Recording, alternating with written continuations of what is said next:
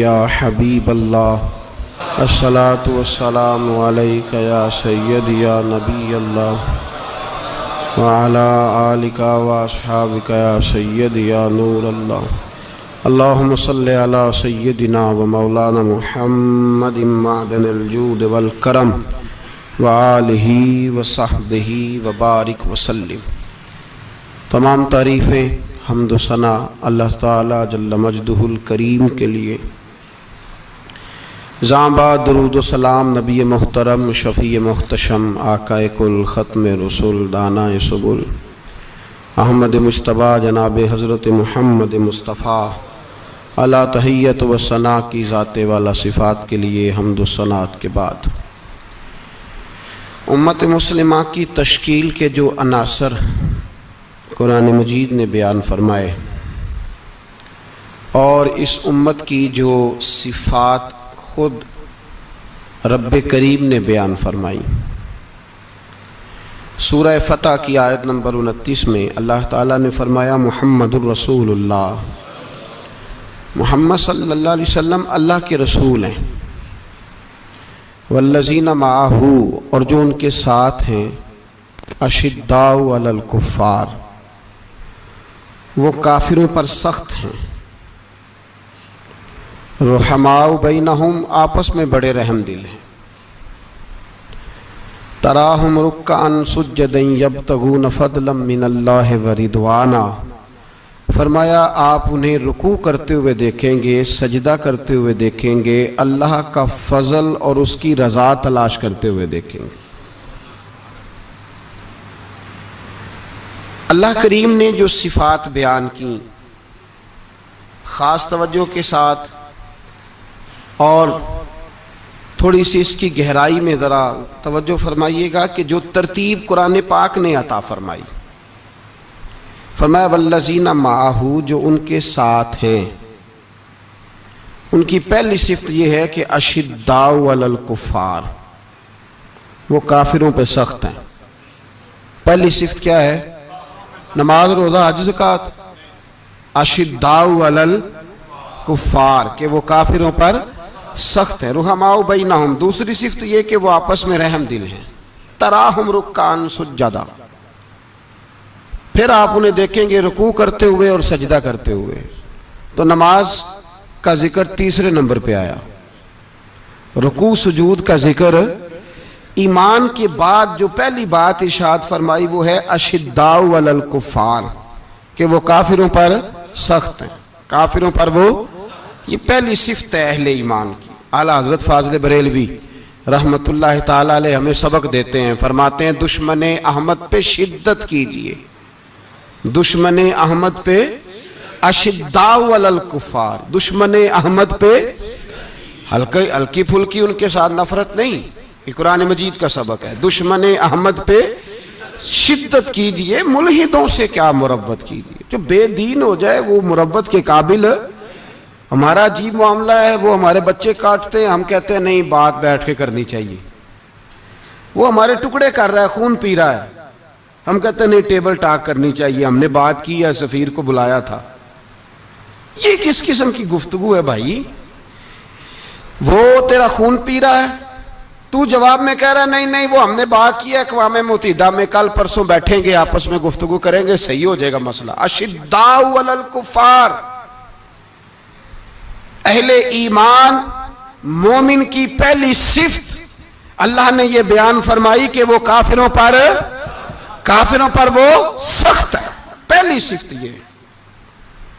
من احب للہ و ابغض للہ و منع للہ و آتا للہ فقد استکمل الایمان او کما قال صلی اللہ علیہ وسلم۔ حضور نے فرمایا اگر اللہ کی رضا کے لیے محبت کرنا ایمان کا حصہ ہے تو بغض رکھنا بھی ایمان کا حصہ ہے، اللہ کی رضا کے لیے بغض رکھنا بھی۔ یہ جو جذبہ ہے نا کفر کے خلاف جذبہ، یہ ایمان کی بنیاد ہے۔ لوگ کہتے ہیں اسلام محبت سکھاتا ہے، اسلام، بھائی کون کہتا ہے اسلام نفرت؟ اسلام سکھاتا ہی محبت ہے، اسلام سکھاتا ہی۔ لیکن میرے بھائی یہ تو بتلاؤ نا صاحب کہ وہ جو جڑی بوٹی فصل کے ساتھ اگ آتی ہے اس کا رنگ ہرا نہیں ہوتا؟ وہ چہچہاتی لہلہاتی نہیں؟ کاٹتے کیوں ہو پکڑ کے اسے؟ دوائی ڈال کے مارتے کیوں ہو؟ اس لیے کہ باقی فصل کو تباہ نہ کرے، باقی فصل کو نقصان۔ کافر پر جب تو سختی کرتا ہے تو اس کا مطلب یہ ہوتا ہے کہ وہ پھر دوبارہ ظلم نہیں کرتا، وہ زیادتی۔ ہماری کافر کے حق میں نرمی ہے۔ سعودی گورنمنٹ کا مراسلہ آیا، انہوں نے کہا جناب ہمیں شکوہ ہے پاکستانی حاجیوں سے کہ حجنے جب جاتی ہیں تو یہ برقع نہیں پہنتی، نقاب نہیں اوڑھتی۔ یہ باقاعدہ مراسلہ ان کی وزارت حج نے پاکستانی، مجھے چونکہ موقع ملتا رہتا ہے حج ٹریننگ پہ جانے کا تو ہمیں وہ پڑھاتے ہیں، کہتے ہیں جی یہ آپ دیکھ لیں، باقاعدہ مراسلہ آیا۔ بڑی کھل کے بات کر رہا ہوں ذمہ داری سے۔ یہ جناب پاکستان کی جو بیبیاں یہاں حج کرنے آتی ہیں وہ بازاروں میں بغیر نقاب کے پھرتی ہیں، وہ کھجوریں خریدنے چاہتی ہیں تو بغیر نقاب کے، خوشبو لینے جاتی ہیں تو بغیر نقاب کے، لہذا انہیں پردہ کراؤ۔ اگر کوئی بی بی بغیر پردے کے آئی، چلے ایام حج میں تو احرام کی حالت میں تو ہم قبول کر لیں گے، لیکن اگر اس کے علاوہ آئی تو ہو سکتا ہے ڈیبورٹ کر دی جائے۔ باقاعدہ مراسلہ۔ عام غریب ملک کی، پاکستان کی، انڈونیشیا کی، سوڈان کی بی بی بغیر پردے کے نہیں جا سکتی، پر ٹرمپ کی بی بی بغیر پردے کے سعودی عرب جا سکتی ہے۔ ہوں تسی چپ کر گئے ہو نا، ویڈیو میری پہ بندی ہے، تہاڈی نہیں، فکر نہ کریں، میں سچی بات کر رہا ہوں، سچی بات اور کھری کر رہا ہوں ذمہ داری سے۔ او بھائی اس کی بی بی پر کوئی پابندی نہیں، کوئی پابندی نہیں۔ وہاں تم نے تلواریں پکڑ کے رقص کر لیا، وہاں سب جائز تھا۔ اب تمہیں وہ کدھر گیا متوا جو بھاگ کے آتا ہے کہ گنبد کی طرف منہ نہ کرو؟ وہ کدھر گئے لوگ جو کہتے ہیں جناب دیکھو جی وہ مقدس پاک لوگ ہیں، خبردار ان کی بات نہ کرنا؟ کلیجہ روتا ہے، دل خون کے آنسو روتا ہے۔ اتنا بڑا حج کا اجتماع ہوا ہے، تمہیں کوئی توفیق نہیں تھی تو وہاں کہنا تھا اس کو، حج پڑھانے والے کو، خطبہ دینے والے کو کہ برما کے لیے دعائی کر دے، کہنا تھا اسے فلسطین کے لیے۔ بھائی میں جو رونا رو رہا ہوں ذمہ داری سے رو رہا ہوں۔ خدا را سمجھو، جب تم نے تمہاری اپنی بات آتی ہے تو 34 ملکوں کا اتحاد اکٹھا ہو جاتا ہے، اور جب امت کی بات آئے پھر کوئی پرواہ نہیں۔ میرے رسول پاک صلی اللہ علیہ وسلم نے جو دین دیا اس کی پہلی شرط یہ ہے اشداء علل، بولیے اشداء علل، کافر پر سختی کرنا پہلا حصہ ایمان کا۔ رحماء بینہم تو دوسرا نمبر ہے، یہ دوسرا ہے۔ تمہاری سختی صرف اس کے خلاف ہے جو تمہارے مفادات کو ٹھیس پہنچائے، جو تمہاری سنے نا۔ حضرت سیدنا فاروق اعظم رضی اللہ، میں تفصیل سے بات کروں گا اگلے جمعے جناب فاروق اعظم کے احوال پر۔ حضرت عمر فاروق رضی اللہ تعالیٰ عنہ بدر کے میدان میں جب نکلے نا، بدر میں، تو حضرت عمر سے حضور نے تجویز مانگی، فرمایا صف بندی کیسے کریں، کس طرح لڑنا ہے؟ جناب عمر فاروق رضی اللہ تعالیٰ عنہ کہنے لگے حضور یہ جتنے آئے ہیں نا کافر لڑنے، یہ کسی کا کچھ چاچا لگتا ہے، کسی کا کوئی ماموں لگتا ہے، کسی کا بھائی ہے، کسی کا بیٹا ہے، تو محبوبہ صف بندی کی کیا ضرورت ہے؟ جو میرے رشتہ دار ہے میرے حوالے کریں، میں گردنیں کاٹ کے آپ کو دیتا ہوں۔ جو ابو بکر کے رشتہ دار ہے وہ ابو بکر کے حوالے کریں، وہ گردن کاٹ کے دے۔ جو علی کا کچھ لگتا ہے وہ علی کے حوالے کرے۔ ہم دنیا کو بتائیں گے کہ اشداء علل کفار، اشداء علل، اس کے لیے ہمارے پاس سختی ہے، کوئی نرمی۔ وہ ہمارا سگا بھی ہو تو اس کے حق میں کوئی نرمی۔ حضرت عمر نے اپنے سگے ماموں کی گردن کاٹی بدر کے دن، سگے ماموں کی۔ حضرت ابو عبیدہ بن جراح، سنو، اسلام امن کا درس دیتا ہے، محبت کا درس دیتا ہے۔ بھائی اسلام ہی تو امن کا درس دیتا ہے، پر جڑی بوٹی کاٹنا بد امنی نہیں ہوتا، ظالم کا ہاتھ پکڑنا بد امنی، اور امن والے اور ہوتے ہیں بزدل، ان دونوں میں فرق ہوتا ہے۔ امن والا بننے کا کہا گیا ہے، بزدل بننے کا کہا۔ میرے نبی پاک نے جو بدر میں تلوار اٹھائی تھی، زرہ پہنی تھی، حضور علیہ الصلوۃ والسلام نے لوہے کی جیکٹ پہنی تھی، تو وہ بھی میرے رسول پاک نے امن کے لیے ہی پہنی تھی۔ میرے نبی پاک صلی اللہ علیہ وسلم نے احد کے دن جو ہتھیار اٹھائے تھے تو وہ بھی امن کے لیے اٹھائے تھے، وہ بھی امن کے لیے حضور نے ہتھیار اٹھایا تھا۔ ہتھیار اٹھانا بد امنی کی علامت نہیں ہوتا میرے بھائی، یاد رکھیں۔ حضرت ابو عبیدہ بن جراح نے میدان بدر کے اندر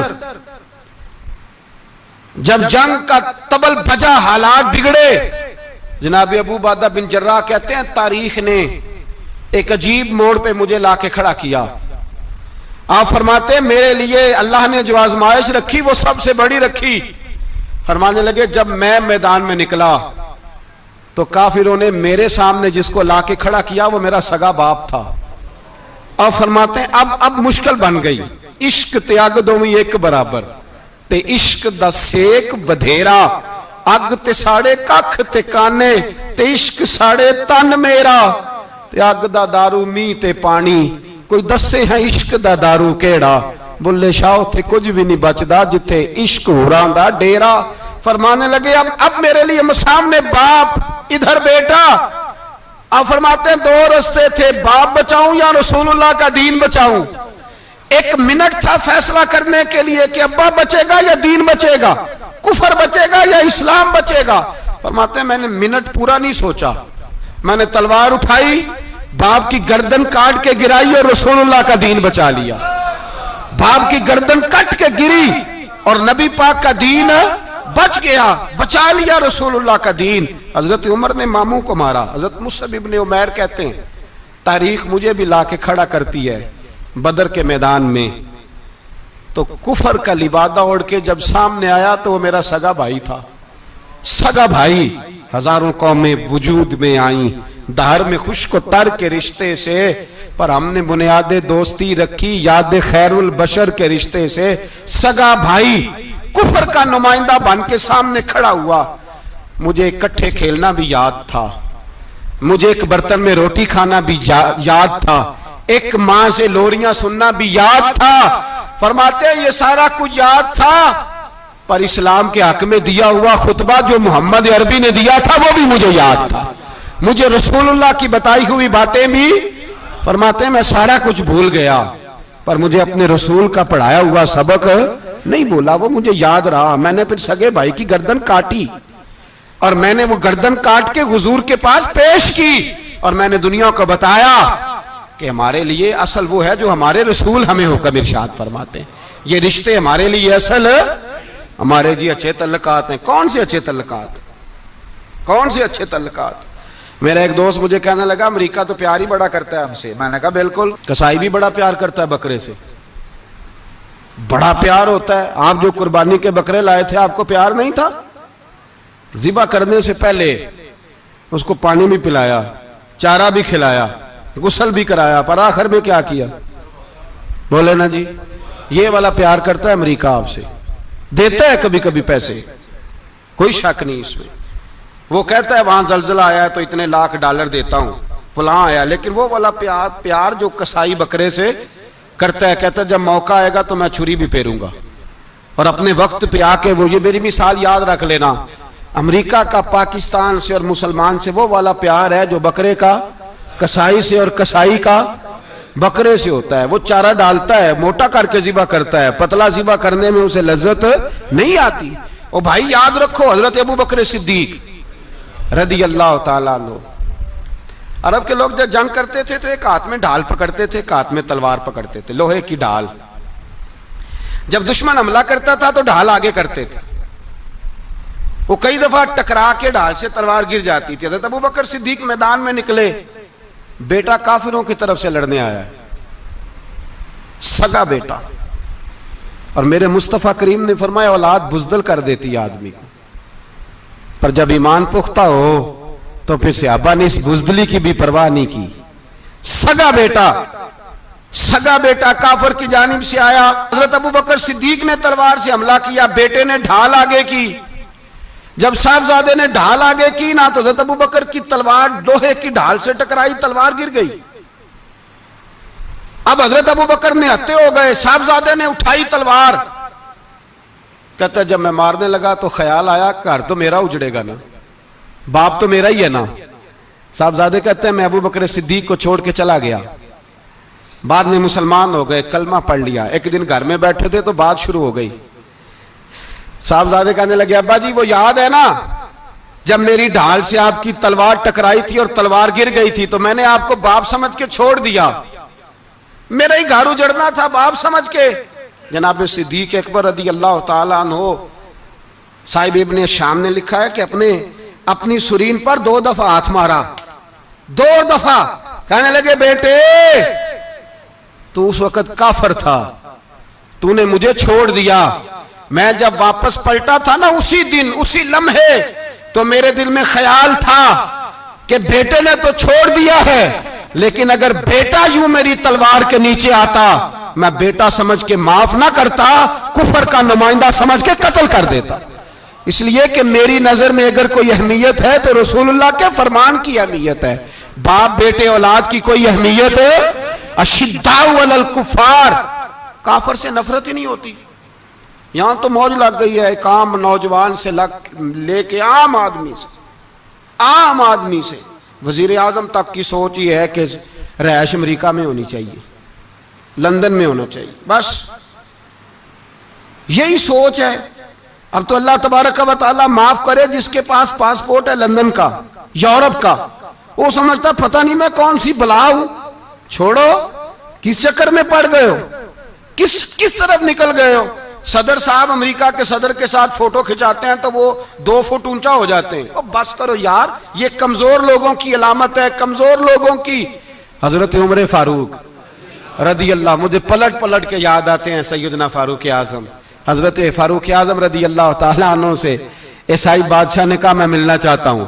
آپ فرمانے لگے ٹائم نہیں, جو تجھے ملنا ہے وہ مدینے کے غریبوں کو نہ ملوں گا, وہ رسول اللہ کے نوکروں کو نہیں ملوں گا, تجھے مل کے کیا کرنا ہے. میں انہیں ملوں گا جن کے لبوں پہ رسول اللہ کا درود جاری ہے, جو مصطفیٰ سے پیار کرتے ہیں. مجھے تجھ سے ملنے کی کوئی ضرورت. ہمارے ہاں وہ نفرت نہیں کفر کے لیے جو مسلمان کے دل میں ہونی چاہیے, وہ مزاج ہی نہیں ہمارا, وہ شعور ہی نہیں. ہم جب بھی اتحاد کرتے ہیں کافر سے اتحاد کر کے اپنے ہی بھائی کو مارنے لگتے ہیں.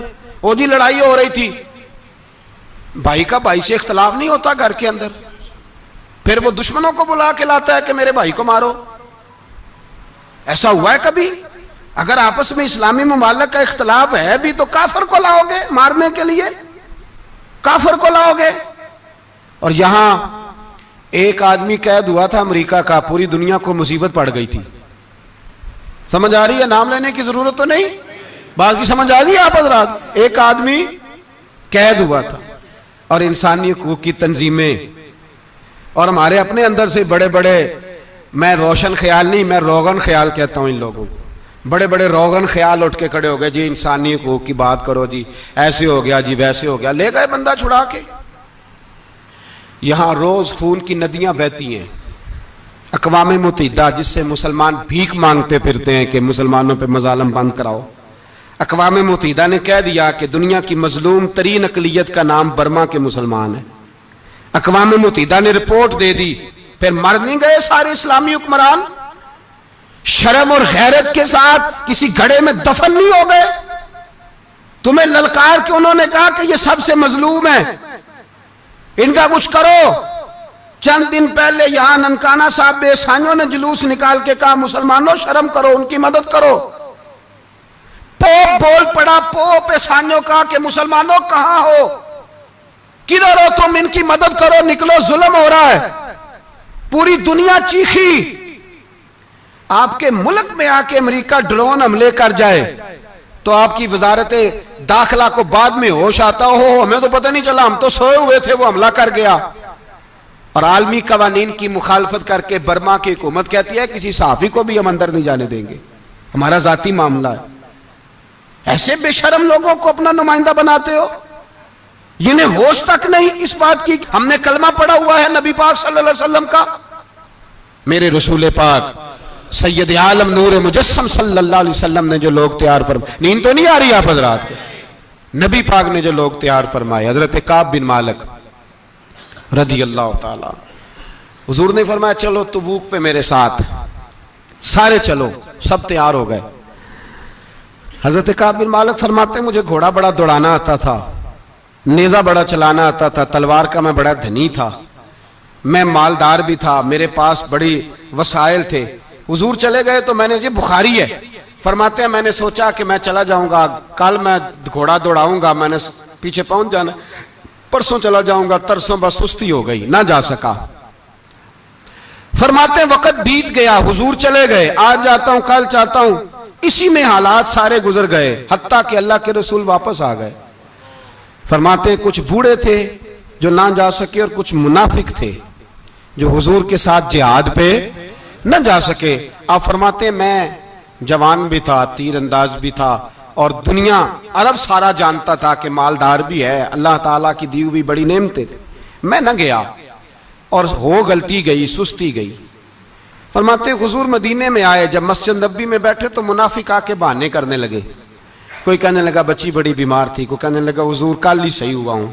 فرماتے مجھے بھی پتا تھا، اور پتا مصطفیٰ کو بھی تھا جھوٹ بول رہے، حضور کو پتا تھا، پر وہ بہانے کرتے، حضور قبول کرتے، میں چلو جاؤ۔ کہا فرماتے ایک منٹ کے لیے مجھے بھی وسوسہ آیا کہ کوئی بہانہ نہ کر دوں، لیکن پھر میں نے سوچا بہانہ کس کے سامنے کروں جسے اللہ تبارک و تعالیٰ نے نبوت کی آنکھ عطا فرمائی ہوئی ہے، اس محبوب کے سامنے بہانہ۔ اس خیال آیا مسلمان نیک و بد پہچان جاتے ہیں، محمد آدمی کے دل کی باتیں جان جاتے ہیں، کدھر بہانہ کروں، حضور کو تو سارا پتا ہے۔ فرماتے میں گیا، حضور نے پوچھا کیوں نہیں آئے، اور پوچھا بھی مسکرا کے، کیوں نہیں آیا، مسکرا کے پوچھا۔ فرماتے میں نے سچ سچ بولا، میں نے کہا یا رسول اللہ سستی ہو گئی، حضور غلطی ہو گئی، جو بہانے لگا رہے تھے ان کو آزادی مل گئی، اور مکتب عشق کا دستور نرالا دیکھا، اس کو چھٹی نہ ملی جس نے سبق یاد کیا۔ فرماتے ہیں ان کو چھٹی مل گئی، میں نے کہا حضور غلطی ہو گئی، تو نبی پاک نے فرمایا اس سے کوئی بندہ کلام نہ کرے، خبردار میرے ساتھ بھی گفتگو نہ کرنا۔ حضرت کعب بن مالک فرماتے ہیں میرا چچا زاد بھائی، خالہ زاد بھائی سارے رہتے تھے، میں کسی کو سلام لیتا تو کوئی جواب بھی نہیں دیتا تھا۔ فرماتے ہیں میں مسجد میں نماز پڑھنے آتا، پر صحابہ کرام کو حضور نے منع کر دیا تو مدینے کی گلیاں بھی ناآشنا ہو گئیں۔ فرماتے ہیں مجھے یوں لگتا تھا کہ مدینے کے در و دیوار بھی مجھ سے کلام نہیں کرتے، میں وہاں دعا منگیا کرو سنگیو کتے مرشد نہ رس جاوے، اے جنہاں دے پیر رس جان دے او جیوندے ہی مرے رہن دے۔ کہا اس طرح لگا کہ جیسے حالات بگڑ گئے سارے میرے حق میں۔ آپ فرماتے ہیں میں مسجد میں آ کے بیٹھتا تو جب مجھے پتا تھا میں جب آنکھیں ادھر کرتا تو حضور مجھے دیکھتے، اور جب میں نبی پاک کو دیکھتا تو حضور چہرہ پھیر لیتے۔ بول پڑے خواجہ غلام فرید صاحب، کہنے لگے میں ویکھاں تے میرا یار نہ ویکھے، جے میں نام ویکھاں تے او ویکھے، ایڈے نصیب کتھوں تتڑی دے او میرے وچ ویکھن دے ویکھے، غلام فریدا او بوے یار دے مریے پامیں ویکھے یا نہ ویکھے۔ آپ فرماتے میں سید عالم صلی اللہ علیہ وسلم کو دیکھتا تو حضور رخ انور پھیر لیتے۔ حضرت کعب بن مالک رضی اللہ تعالیٰ عنہ فرماتے ہیں کہ حضور کا حکم آیا کہ بیوی کو علیحدہ کر دو، بار پہلے کوئی نہیں بات کرتا، اب کہا بیوی کو علیحدہ کر دو، تو میں نے کہا حضور طلاق دے دوں، فرمایا نہیں میکے بھیج دو، طلاق نہیں دینی۔ فرماتے ہیں بال بچہ بھی چلا گیا، نہ گھر میں کوئی نہ باہر کوئی، تنے تنہا۔ آپ فرماتے ہیں زمانہ جانتا تھا، عرب کے صوبوں میں بات پھیل گئی کہ کعب بن مالک جیسا سردار، مالدار، گھوڑ سوار، تیر انداز، نیزہ باز، اتنا بڑا سیانہ سنجیدہ آدمی جدا کر دیا نبی پاک نے۔ فرماتے ہیں غسان کے عیسائی بادشاہ نے مجھے خط لکھا۔ حضرت کعب فرماتے ہیں بڑی آزمائش تھی، پر یہ مصیبت سب سے بڑی تھی۔ غسان کے عیسائی بادشاہ نے خط لکھا، اس کا آدمی مجھے ڈھونڈتا پھرتا مدینے میں، میں ملا تو خط اس نے مجھے دیا۔ خط میں یہ نہیں لکھا تھا کہ کافر ہو جاؤ معاذ اللہ، یہ نہیں لکھا تھا عیسائی ہو جاؤ۔ اس نے خط میں لکھا کہ کعب ہم نے سنا ہے تمہارے نبی نے تمہیں چھوڑ دیا، ناراض ہو گئے، تم تو اس قابل تھے کہ صوبے کے گورنر بنائے جاتے، تم تو بڑے عہدے کے قابل تھے، تمہاری تو شہرت ہے سارے علاقوں میں، تم آ جاؤ ہمارے پاس، ہم تمہیں بہت بڑا عہدہ دے دیں گے۔ حضرت کعب بن مالک فرماتے ہیں اب میری چیخیں نکلی، اب میں تڑپ کے رویا، میں نے وہ اس کا خط پکڑا اور جلتے ہوئے تنور میں ڈالا، اور مسجد نبی میں سر سجدے میں رکھ کے میں نے کہا اے اللہ میرا ایمان اتنا ہی مشکوک ہو گیا ہے کہ کافر کہتے ہیں میں ان کے ساتھ مل جاؤں گا، اے اللہ میرا ایمان اتنا مشکوک، کافر سمجھنے لگے ہیں کہ میں مسلمانوں کو چھوڑ کے ان سے اتحاد کروں گا۔ یہاں لوگ کہتے ہیں ہم نے پریشر کے لیے ان کو ساتھ ملایا، ہم نے پریشر کے لیے کافر سے سمجھوتا کرو گے۔ اپنے بھائی پر ظلم کرنے کے لیے بے ایمانوں کے ساتھ دوستی کرو گے؟ حضرت کعب بن مالک فرماتے میں نے تندور میں ڈالا، میں تڑپ کے رویا، میں نے کہا اے اللہ میرا اتنا امتحان نہ لے کہ کافر سوچنے لگے کہ میں اسے سمجھوتا کروں گا، اے اللہ مہربانی فرما اتنا امتحان نہ لے۔ روتے روتے گھر گیا، سحری تک روتا رہا۔ ایک آدمی دوڑا آیا، کہنے لگا کعب جلدی چل، حضرت جبریل آ گئے ہیں، اللہ نے تیری توبہ قبول فرما لی ہے، رسول پاک نے تجھے یاد فرمایا ہے، چل آ جا۔ حضرت کعب بن مالک فرماتے میں قدموں میں گرا اور میں نے کہا محبوبہ میرا سارا ہی مال لے لے، حضور میری ساری صلاحیتیں لے لے، رکھ لیں سارا کچھ، مجھے وہ مال نہیں چاہیے جو آپ کے دروازے سے دور کر دے، حضور وہ دولتیں میرے کس کام کی جو آپ کے دروازے سے دور کر دے، بے نور بے چراغ جو محفل ہو پھونک دو، اعظم بلا سے اپنی وہ ہستی ہی کیوں نہ ہو، جو چیز اس کی راہ میں حائل ہو پھونک دو۔ حضرت کعب بن مالک رضی اللہ تعالیٰ عنہ نے ایک منٹ کے لیے بھی کافر سے سمجھوتا کرنا پسند نہ کیا، جبھی تو اللہ نے توبہ حضرت جبریل کے ذریعے نازل فرمائی۔ میرے بھائی یہاں منٹ پہ سمجھوتا ہے، منٹ پہ بڑا رولا ڈالتے ہم، بڑا شور ہے چائنا کی دوستی، چائنا کی دوستی، چائنا جیسے کہے برما کی حکومت ویسے کرتی ہے، اس کا اثر اور رسوخ ہے ان کا۔ آپ نے کیوں نہیں ان سے کہا کہ ان کو منع کریں؟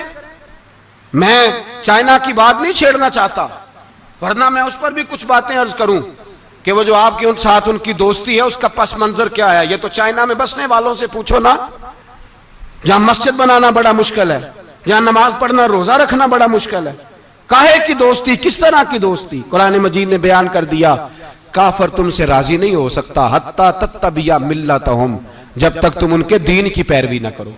اتنی دیر کافر راضی ہو سکتا تو مسلمان کیسے راضی ہو جاتا ہے؟ بھائی میرے مصطفیٰ کریم سید عالم صلی اللہ علیہ وسلم کی امت کے جو اجزاء ترکیبی جو بنائے امت قرآن نے بیان فرمائے، ان میں پہلا یہ ہے کہ اشداء علی الکفار، مسلمان کافر پر سخت ہوتا ہے، اور دوسرے نمبر پہ فرمایا رحماء بینہم، آپس میں رحم دل، آپس میں۔ اقبال نے اس آیت کی تفسیر کی تو دو مصروں کے اندر شعر میں مضمون ہی پرو کے رکھ دیا، کہنے لگے ہو ہلکا یاراں تو بریشم کی طرح نرم۔ کس طرح؟ ریشم کی طرح، ہو ہلکا یاراں تو بریشم کی طرح نرم، رزم حق و باطل ہو تو فولاد ہے مومن، رزم حق و باطل ہو تو پھر فولاد بن کے نکلے، پھر منت سماجت نہ کرے اقوام متحدہ آئے تو فلاں آئے تو فلاں آئے، فولاد ہے مومن۔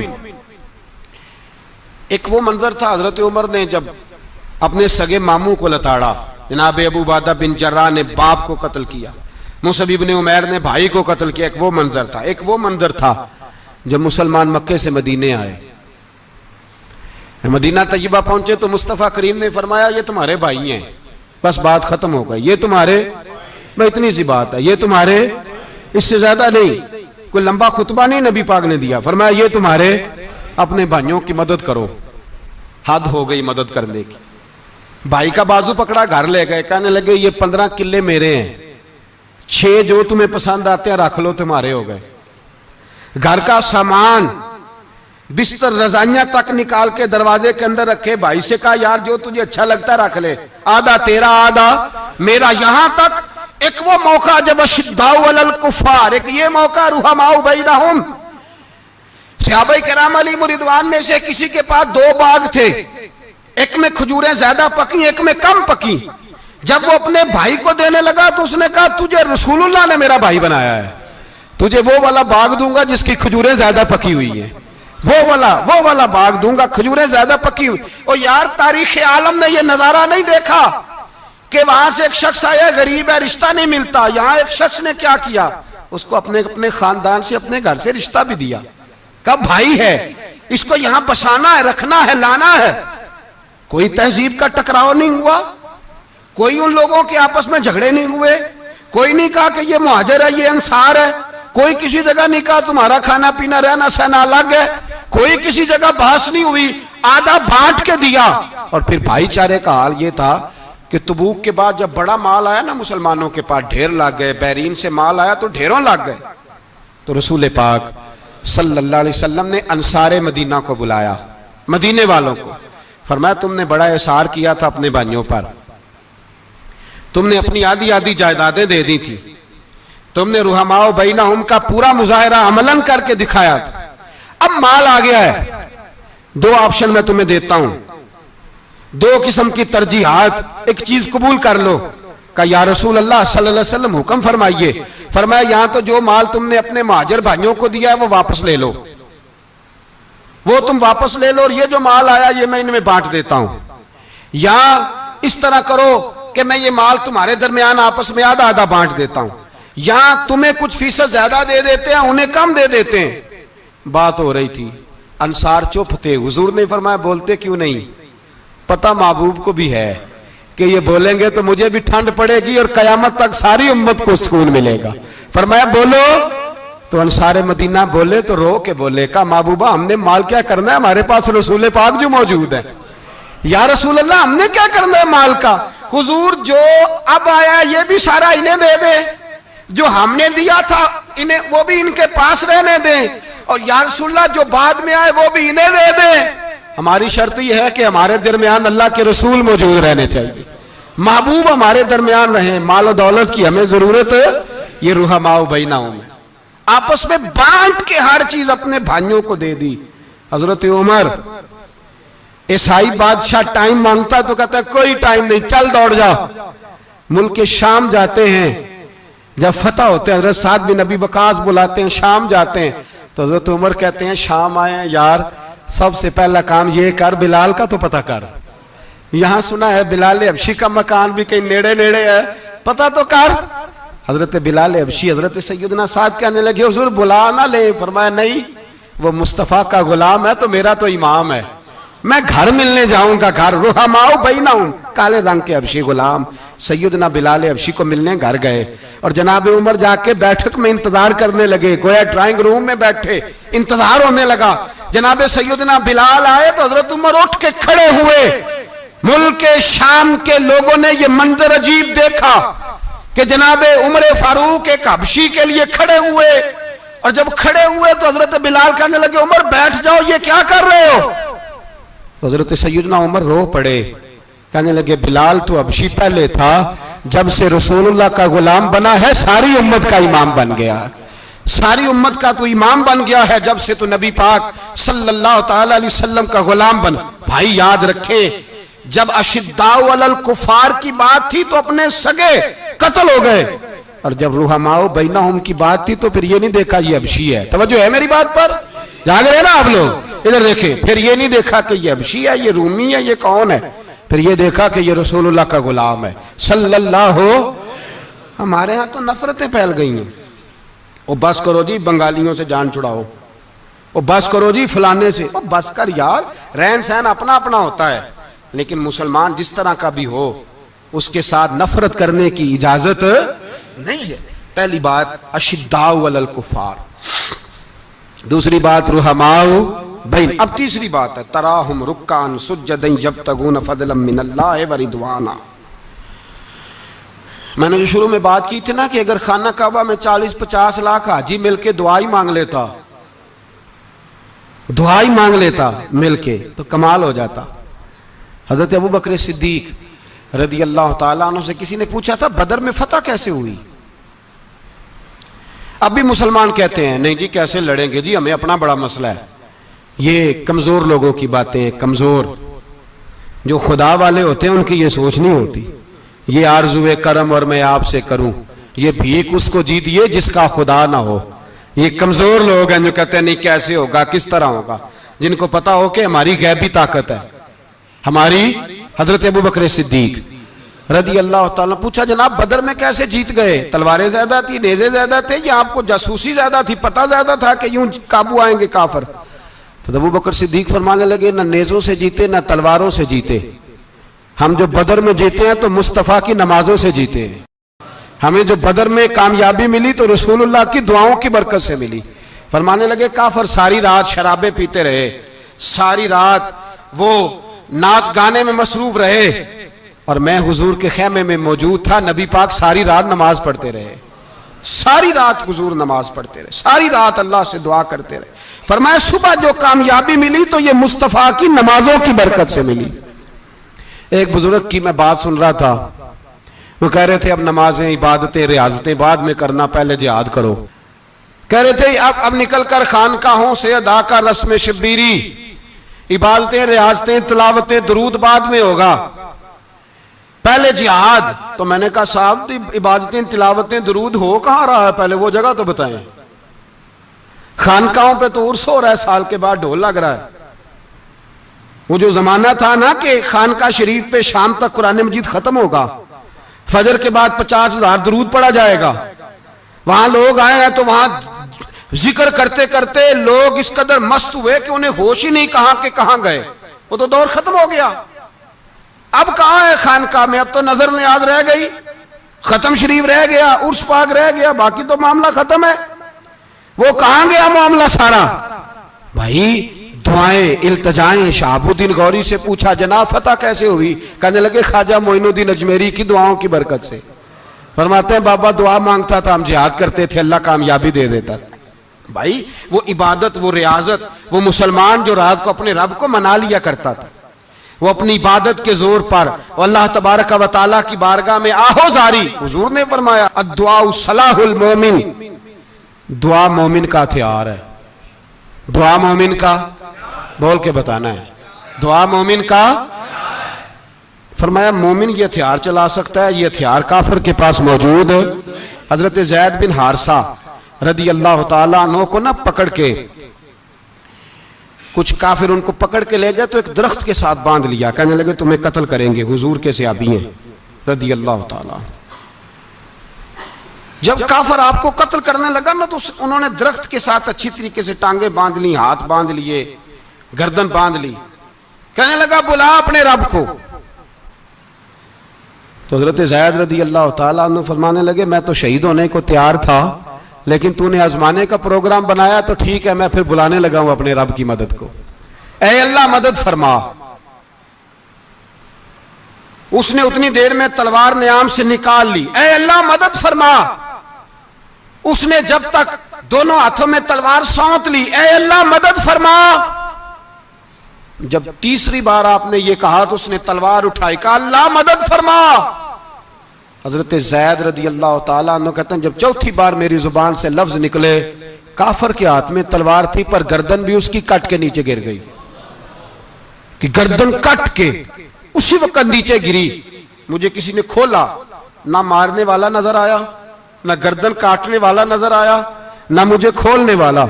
تو میں نے کہا آنے والے تو بتا تو سوئی تو کون ہے؟ تو کہنے لگے میں جبریل امین ہوں، میں جبریل امین ہوں، میں جبریل. مجھے دشمنوں نہ چھیڑو، میرا ہے کوئی جہاں میں. مجھے دشمنوں نہ چھیڑو، میرا ہے کوئی جہاں میں ابھی پکار لوں گا، نہیں دور ہے مدینہ. کہا جب تو نے، حضرت جبریل کہنے لگے جب تو نے پہلی دفعہ کہا نا اللہ مدد فرما تو میں سدرۃ المنتہا پہ تھا، مجھے حکم ہوا جبریل دیر نہ کرنا. فرماتے ہیں جب دوسری دفعہ تو نے کہا نا اللہ مدد فرما تو میں 7ویں آسمان پہ تھا، اور جب تیسری دفعہ کہا مدد فرما تو میں پہلے آسمان پہ تھا.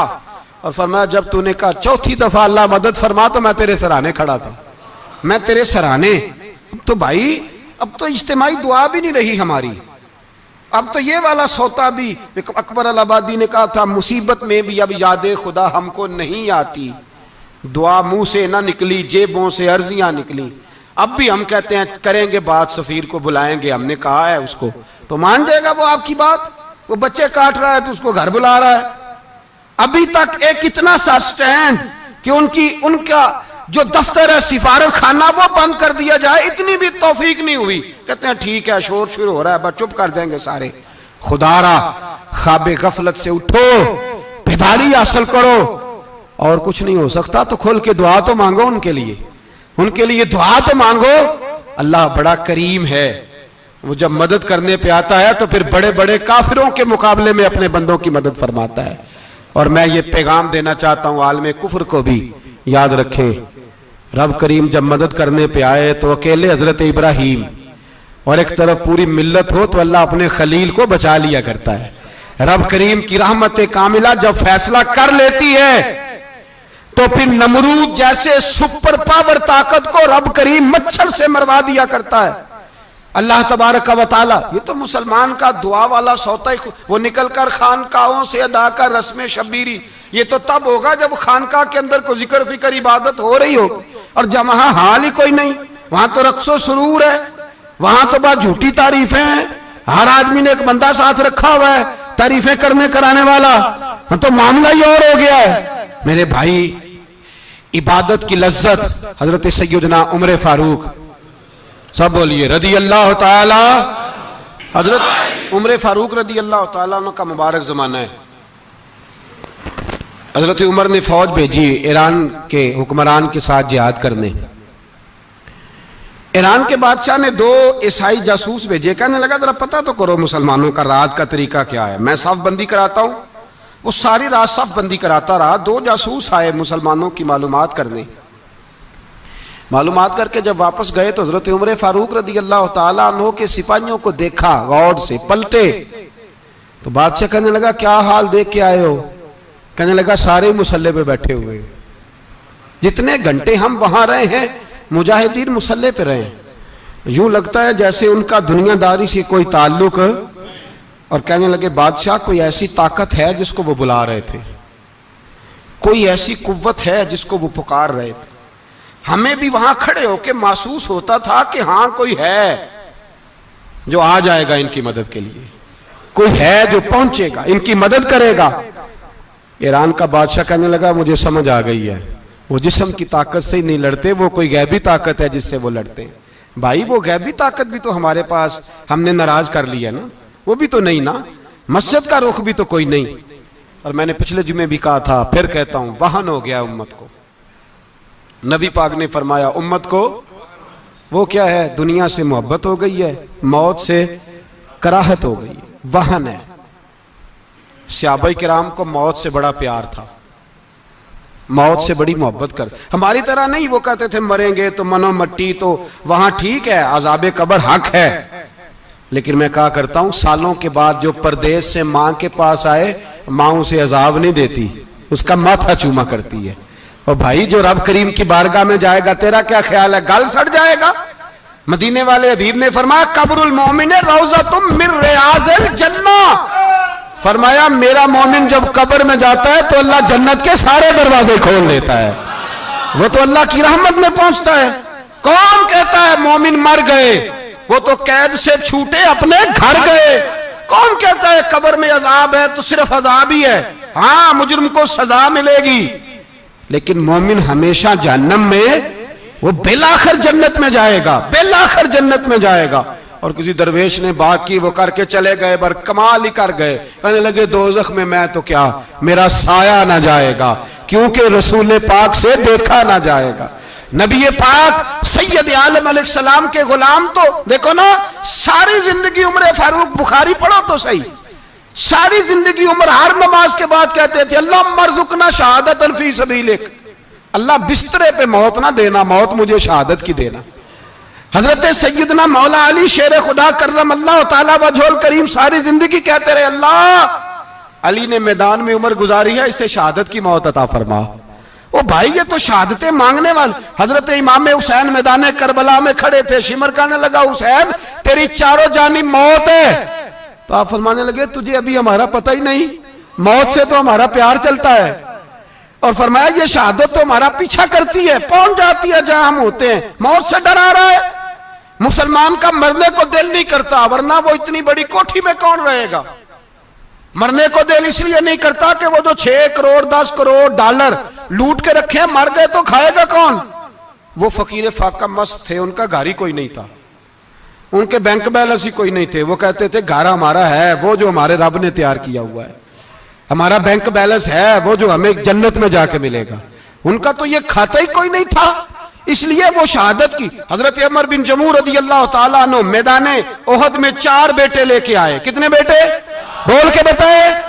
4 بیٹے لے کے عمر بن جموع آئے، اور خود ایک ٹانگ سے لنگڑے سے آبی ہیں، ٹانگ چھوٹی ہے، حضور کے سامنے کھڑے ہوئے کہا محبوبہ میرے 4 ہی تھے، میں 4 ہی لے آیا ہوں، قبول کر لے۔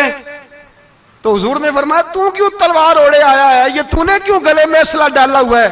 کہا یا رسول اللہ میں نے بھی تو جانا ہے نا۔ تو حضور نے فرمایا 4 بیٹے جو ہیں تو حضرت عمر بن جموح نے بات کی، صحابہ کہتے ہیں ہم لبوں سے مسکرا رہے تھے، آنکھوں سے رو رہے تھے. کیا عجیب انداز ہے. حضور نے فرمایا عمر 4 بیٹے جو آ گئے تو رہنے دے. تو حضرت عمر رو پڑے، کہنے لگے محبوبہ کیا لنگڑے جنت میں نہیں جائیں گے؟ کیا حضور میں لنگڑا ہوں تو میرے لیے جنت کوئی نہیں؟